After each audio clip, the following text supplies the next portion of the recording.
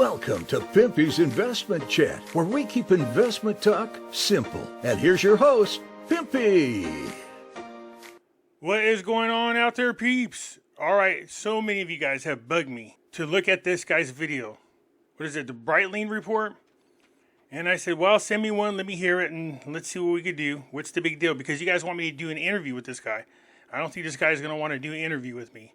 Most content creators out there do not want to bring me onto their show. They just don't, you guys. Let's go over their latest video and hear what this guy has to say, shall we? Before we get started, do me a favor, hit the thumbs up button.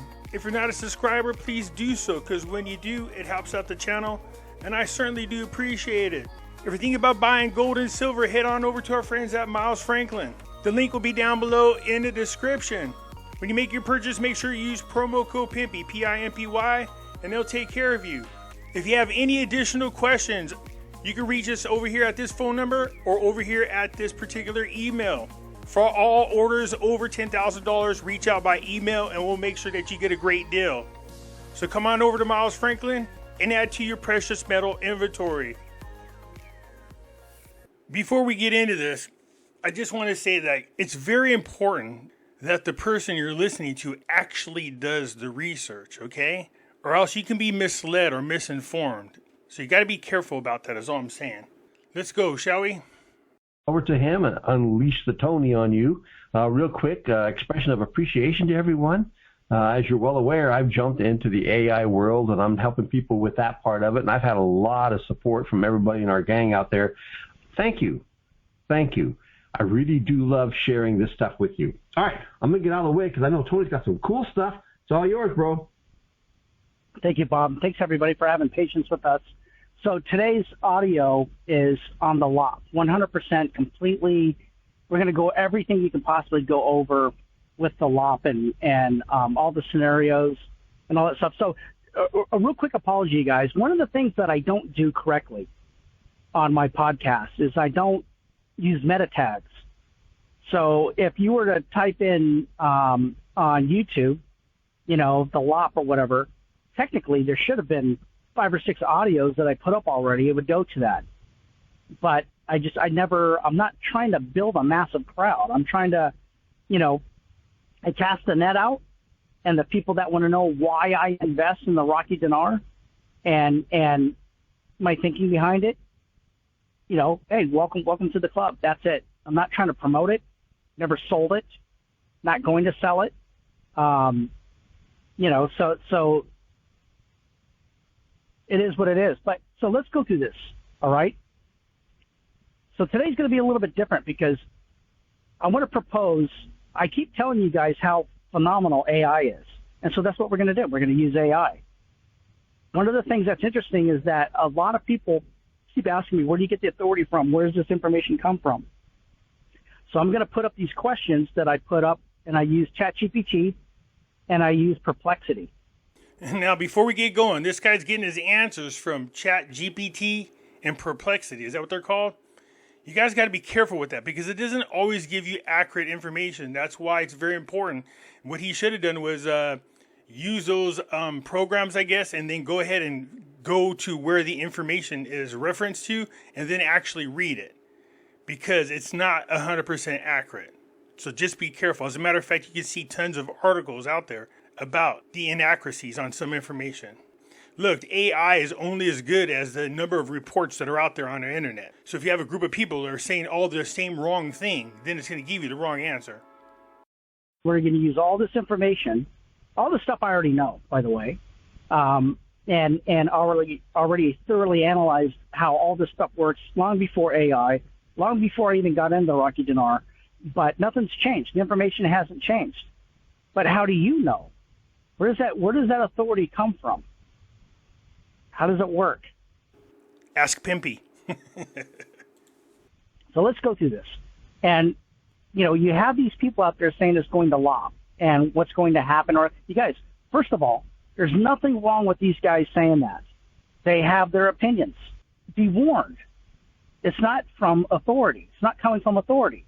So, it's coming from authority. There are several articles out there about the deletion of the zeros. Several of them. As a matter of fact, right around the time this guy released his video, there was a slew of articles of them talking about the deletion of the zeros.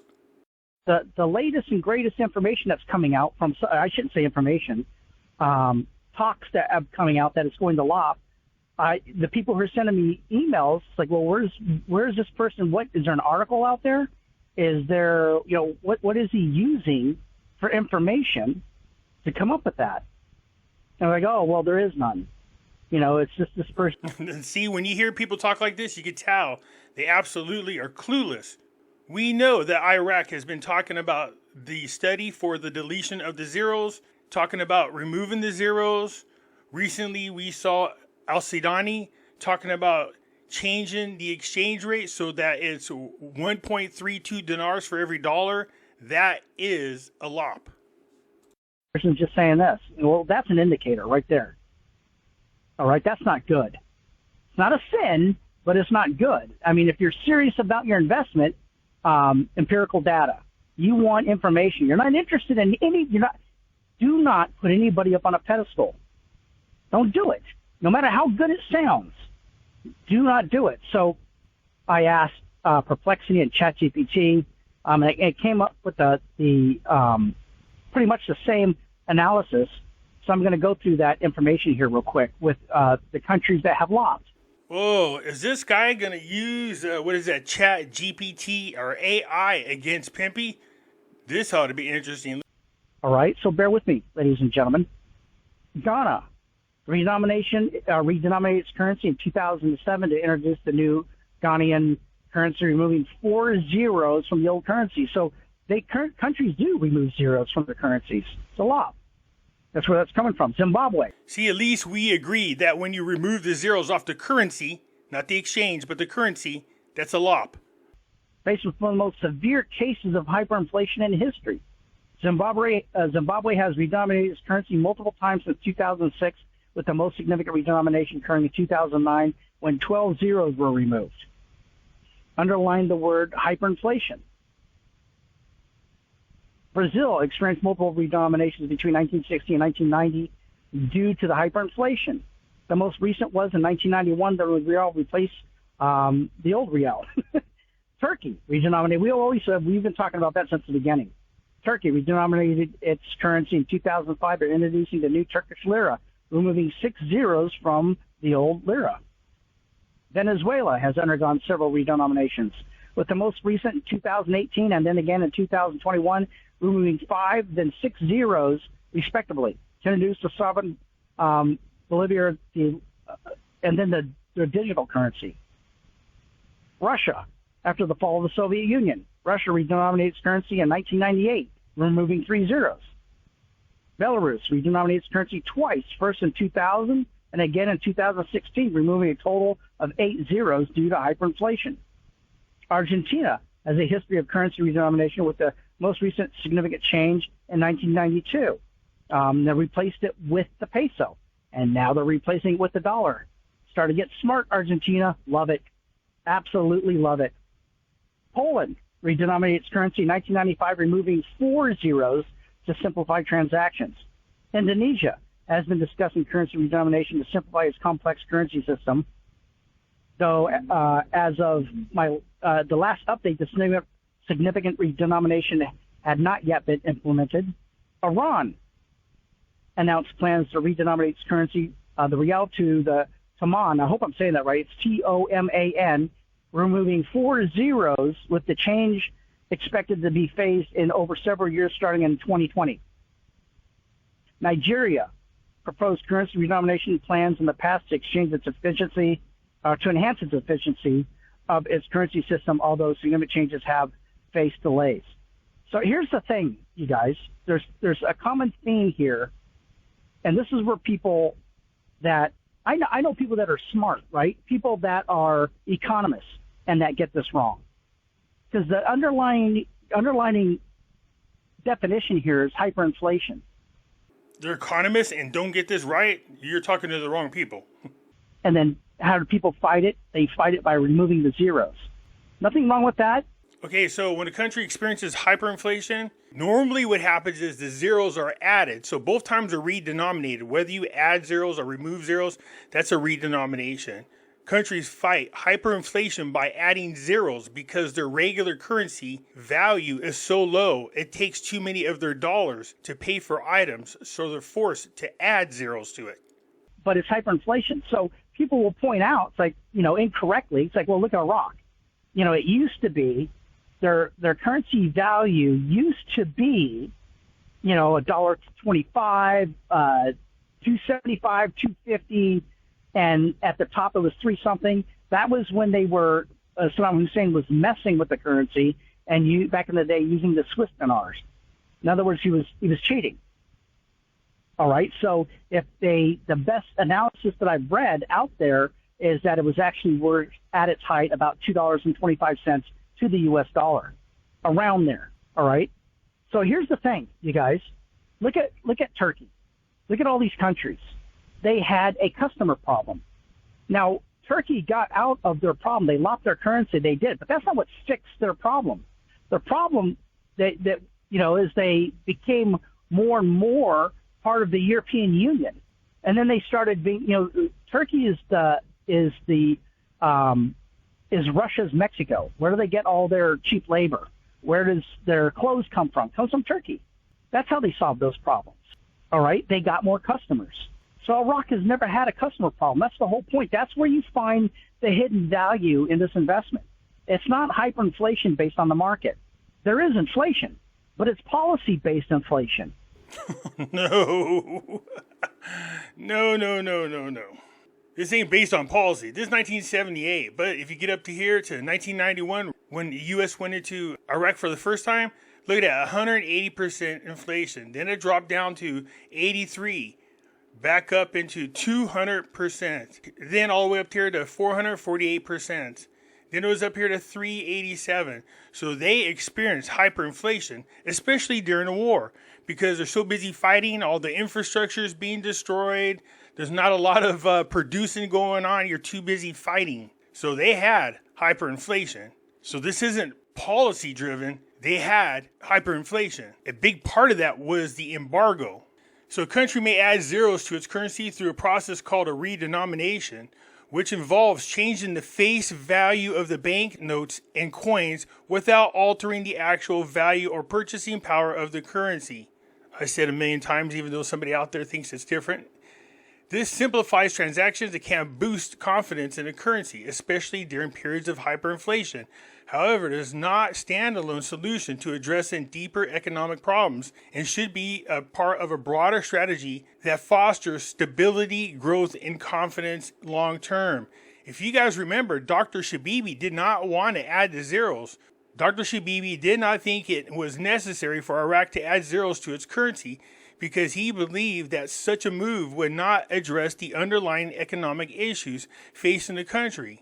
He believed that adding zeros to the currency without implementing comprehensive economic reforms could lead to further instability and inflation rather than solving the root cause of Iraq's economical challenges. And yeah, Iraq had economical challenges all through the early parts of 2000. In the early 2000s, Iraq faced significant economical challenges due to a combination of factors: impact of war and sanctions, the 2003 U.S.-led invasion and subsequent conflict in Iraq had devastating impact on the country's economy. The war led to widespread destruction of infrastructure, including oil facilities, which severely hampered Iraq's ability to generate revenue for its primary exports, oil.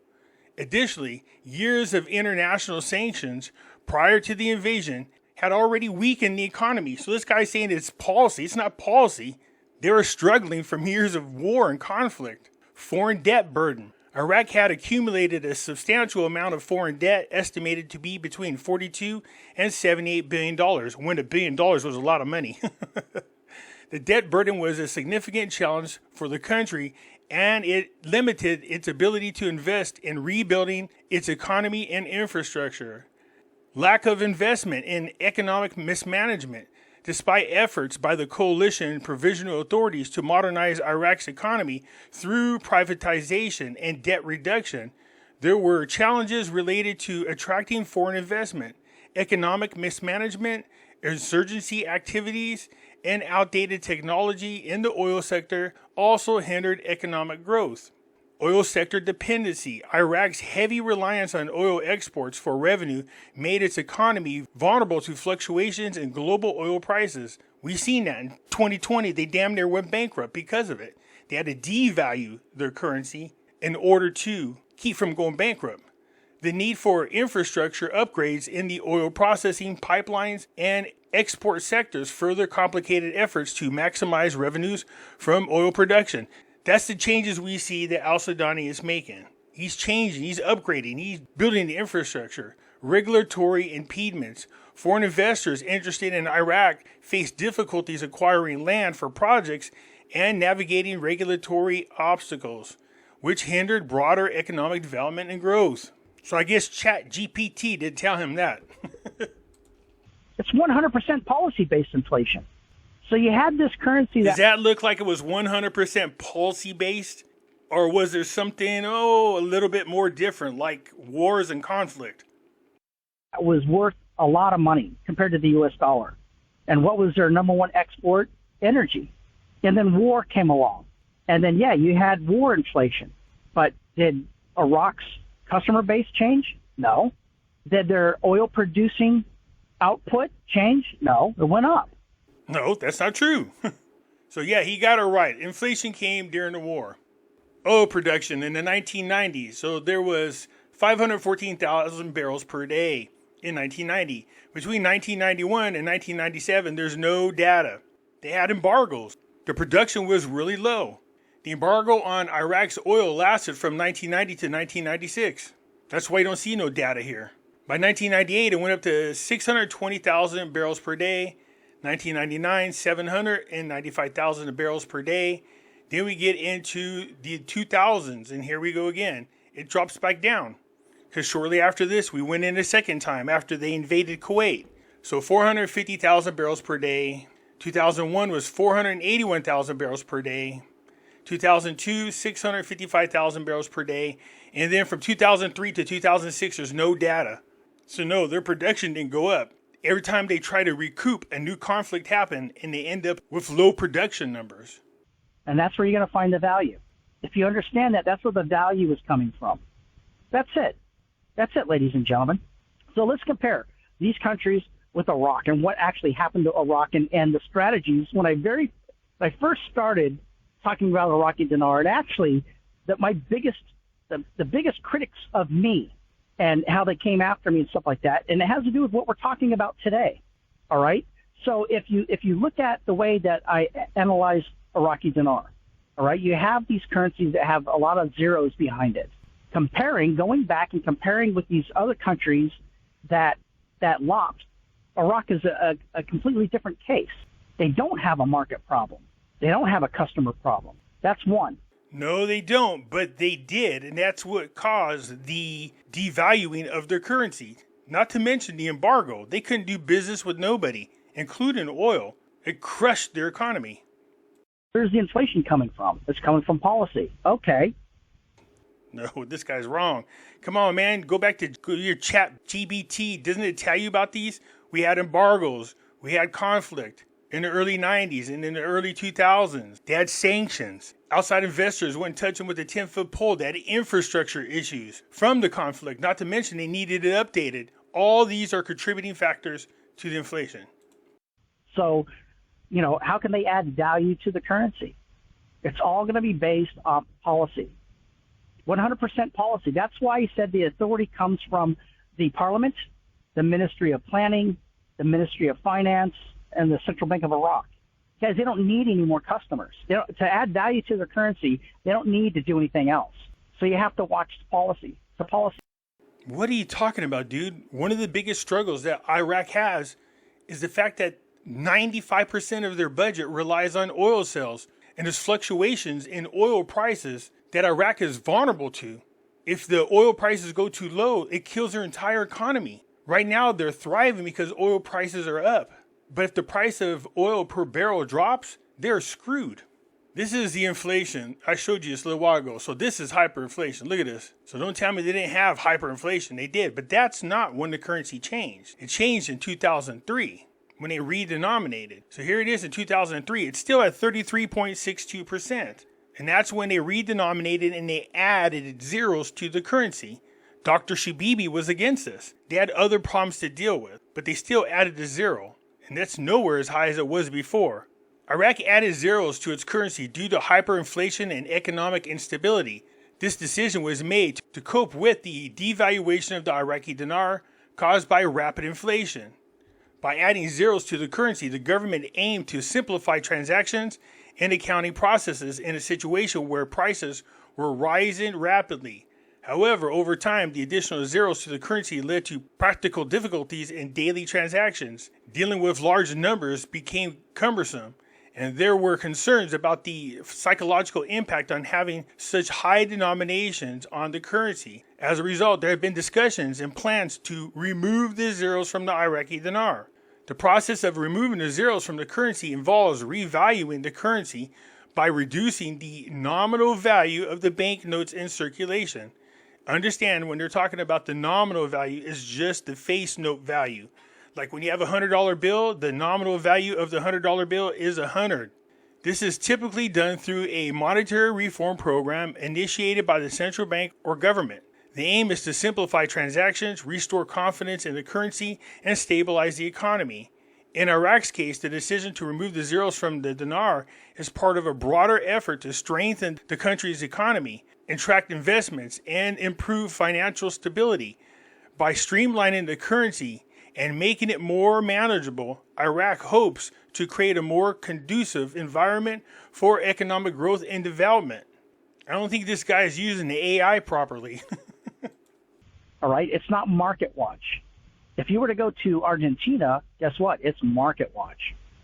They need to rearrange on who's the customer base, how much currency is out there, and then what is backing their currency up. That's why they want to dollarize, for the smart ones, anyways. And that's it. But look at this. Look at what do they do? Every one of these instances I showed you how they took 3 zeros off their currencies. What has Iraq done? Completely opposite, ladies and gentlemen. So think about all the currencies that they have: the 50, the 500, the 1,000, the 5,000, the 10,000, the 25,000. All right. What's their latest addition? It's a 50K dinar note. They're not getting rid of zeros. They just added a currency with zeros on it. Completely opposite of what these guys have done. These other instances of lops have done. And then you go the other way. What's the one currency that they had a freaking zero on it? It was a 50 dinar note. And they got rid of that dinar note. So if they were going to lop, that's the one currency they wouldn't have gotten rid of. They got rid of the 50 dinar note because it held no value. It's worth cents. That's all it's worth. Maybe not even that. Iraq printed the 50,000 dinar banknote in 2015 to facilitate large transactions and to accommodate the need for higher denominations due to inflation and the devaluation of the currency. Remember, they devalued the currency in 2020. It went from 1,190 dinars per dollar to 1,450 dinars per dollar. It was losing its value. The introduction of the 50,000 dinar note was likely aimed to simplify transactions, reducing the number of lower denomination notes required for everyday purchases, so that you didn't have to walk around with a huge ass wad of cash in your pocket. They created the 50,000 dinar for that purpose, because the dinars were losing its value. You guys understand? It's that easy. It is that easy. It's completely opposite of what these guys are they're just not trained correctly. That's why I say that they're innocent.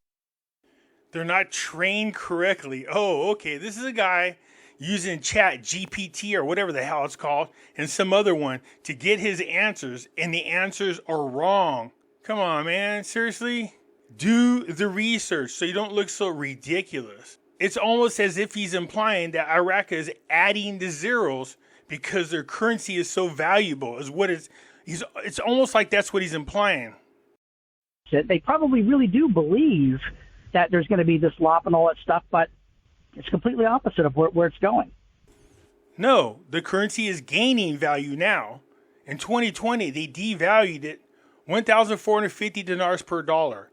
Then they increased the value. It's now 1,320 dinars for every dollar. See, it gained value. And Iraq's currency is going to continue to gain value because of all the things that al-Sudani is doing. Most importantly, fixing infrastructure. What are you looking at as far as the value goes? So remember this.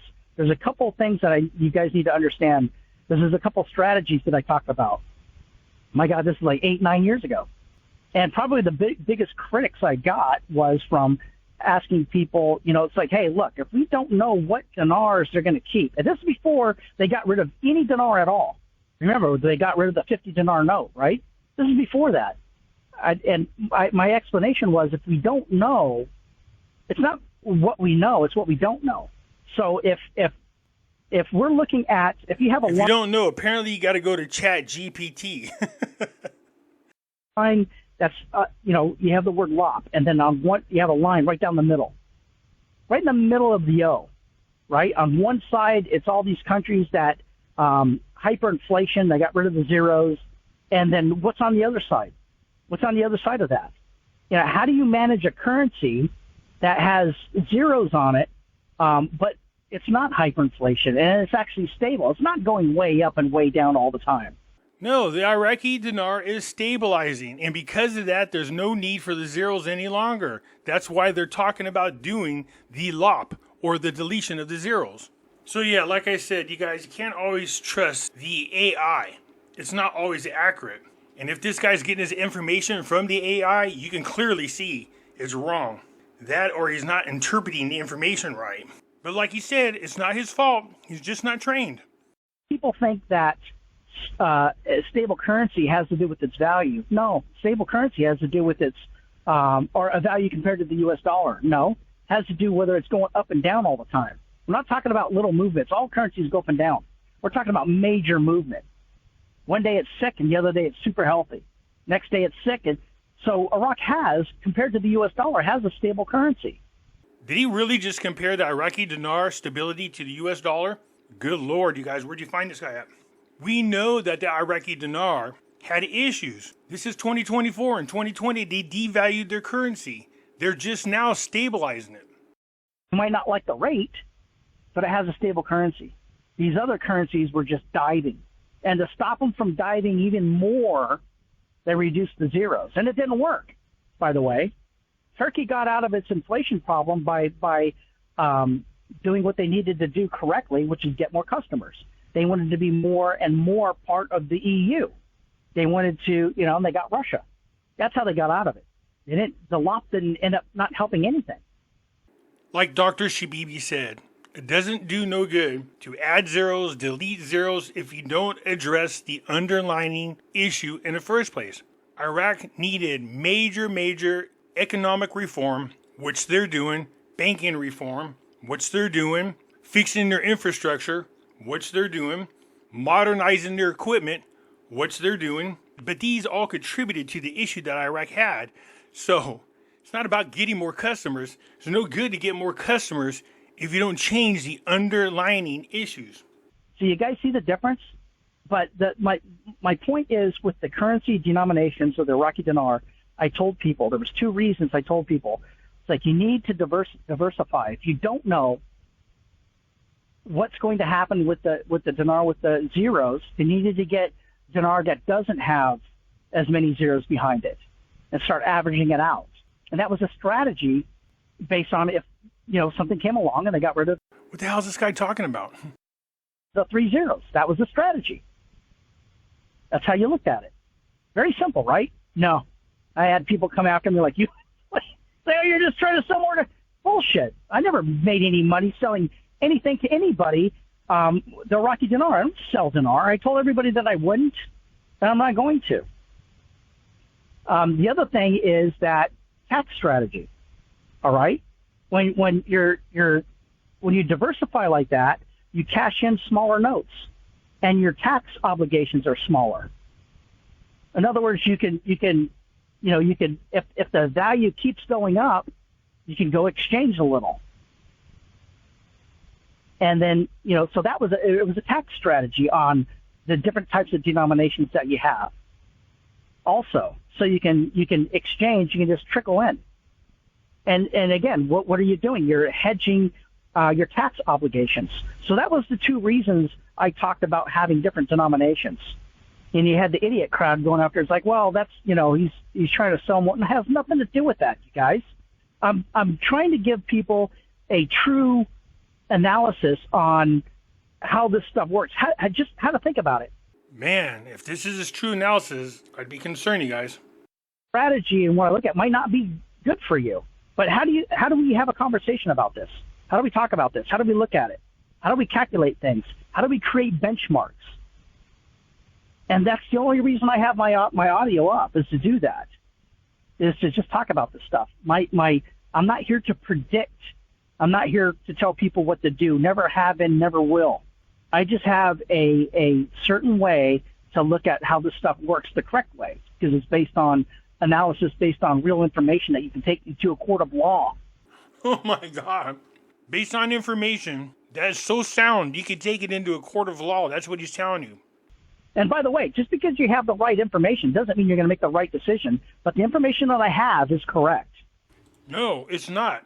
Either you're not getting the right information from your chat GPT, or you are not giving your listeners the right information.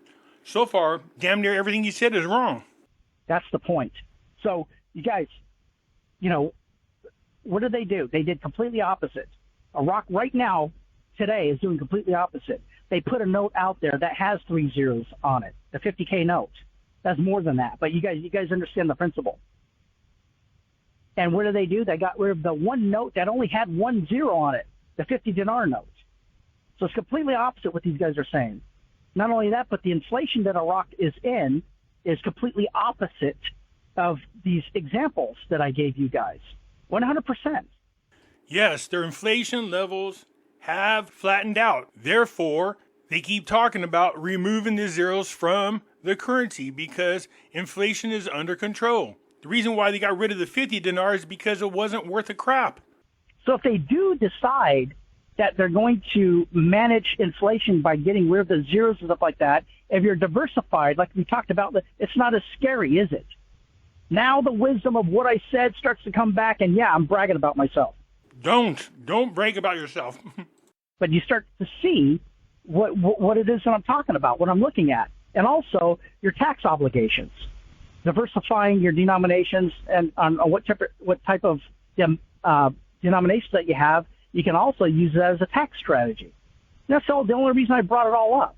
So as far as the lop goes, right now I'm still in the dinar. I don't look at it like these guys look at it. God bless them. They have a different opinion, but that's how a way different opinion. I look at the lop. It's not the same thing as these countries that have lop. So to answer that question, by the way, there's a gentleman that sent me an email saying, hey, stop talking about Vietnam and all these markets and Germany and all that stuff. And it's like, all right, well, people are asking me questions, and I apologize, if you're something like that. So he sends me an email back saying, hey, look, you're not God. And these past, all that stuff has nothing to do with today. You guys, don't be stupid. I know this guy's innocent. I know he likes me. But, don't be stupid. It's all about past benchmarks and how we understand what is going to happen today, or what that part I agree with. You have to study market trends. Could happen in the future. It all has to do with the past. Every shred of it.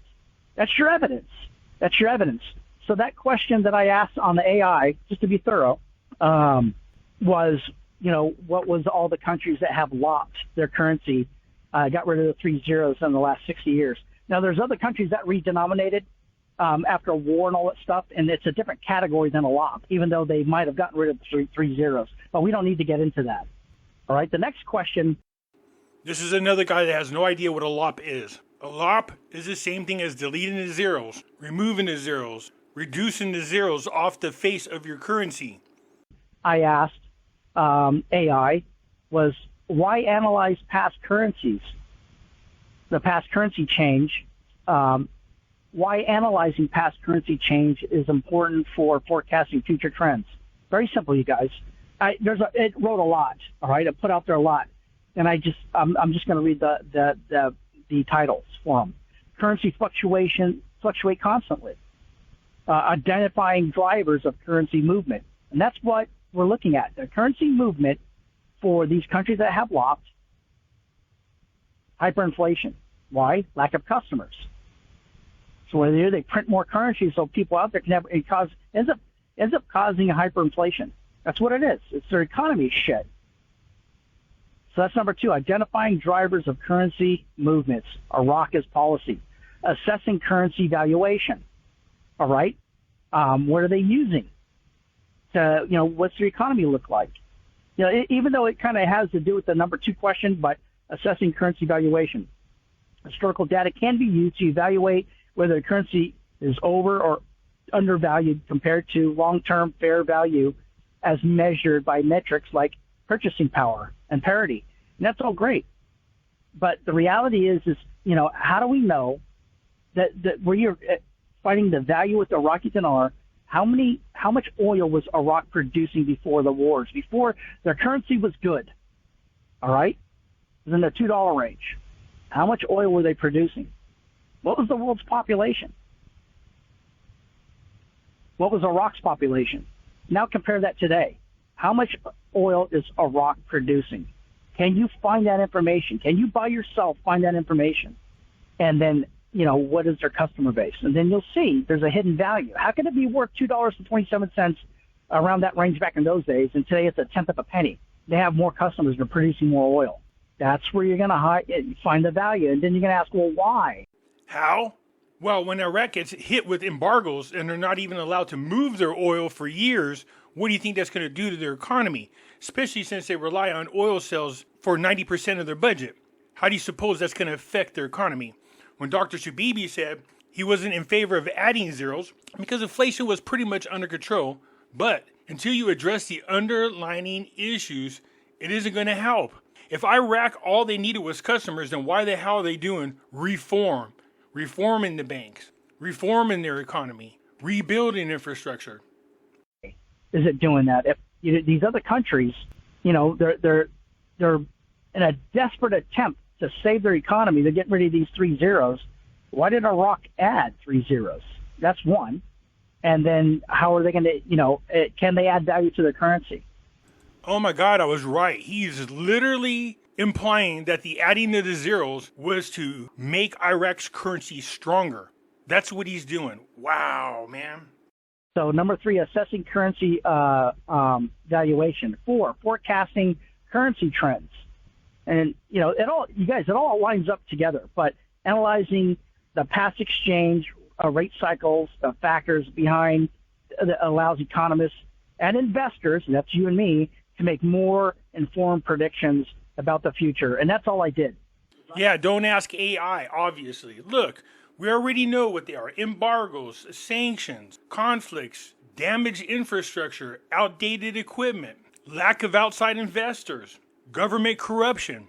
All of these things added to the devaluation of the Iraqi dinar. Not because it was lacking customers. And you can have all the oil in the world sitting down underneath your sand. But if you're not allowed to sell it or ship it anywhere, it doesn't do you any good. I looked at the Iraqi dinar, and I realized that it is not market-driven hyperinflation. It's policy inflation. I'm good, you guys. You can tell this person has not looked into the dinar, has not studied Iraq. He's saying they're going in the opposite direction. They're adding zeros. No, we all know that the authoritative figure coming out and saying that they're doing the study of the deletion of the zeros came from Central Bank of Iraq, and the government of Iraq have spoken about the deletion of the zeros. We know in 2020 when oil prices went way down, as a matter of fact, at one time there was a negative dollar, and that's when Trump took advantage of it and really stocked up our reserves. That killed Iraq. When your budget relies that much on oil sales, you need to be more diversified because they damn near went bankrupt. So you need stability in the government, stability in the country, stability in the economy. Your currency has to be stable. We're not talking about for a few months. It has to be stable regularly. Iraq is on the right path of doing all these things. So yeah, that's who's talking about deleting the zeros, and that's why you delete the zeros. because those are hyperinflated dollars. So there's no need for the zeros anymore because it got inflation under control. They're doing reform. They're back on the SWIFT system. They're doing what it takes to get with the World Trade Organization. They got huge infrastructure projects going on left and right, even with an exchange rate of 1,320. All these things are good for the economy. Look, I appreciate you guys pointing this person out to me. No, we couldn't do video together. We couldn't. They wouldn't want me on their show. You can see why. Anyways, look, like that guy said, everybody has their own opinion. But if you're going to sit there and talk about how people are untrained and don't do the research, when in fact you could tell he doesn't do the research and that he uses Chat GPT and whatever the hell that thing is, it's obviously not giving him the right answers. Anyways, that's it for now. I look forward to hearing from you. I'm out.